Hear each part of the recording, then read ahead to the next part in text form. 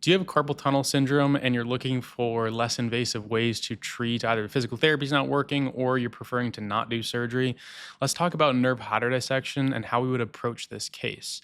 So, nerve hydrodissections are a procedure where we go in specifically with a needle and a fluid and under ultrasound guidance, and we can basically separate that nerve away from the surrounding tissues using fluid. So, instead of a knife or anything like that, we're using fluid to gently separate those tissues apart. So carpal tunnel syndrome is a syndrome where that nerve in the wrist here gets compressed. There's a bunch of tendons. So if we see on the screen here, we have a bunch of tendons around here, and then we have our nerve right there in the top and center. And so when this gets irritated, that nerve swells, and that can cause numbness and tingling in these three fingers right here. It also can cause weakness with grip strength and can obviously be very bothersome, especially if it's your dominant hand, things like that. So what we would do is essentially go in to this carpal tunnel right here and inject underneath and above that nerve and physically separate that nerve away from the surrounding tissue. So that's going to do two things. One, that's going to mechanically decompress that nerve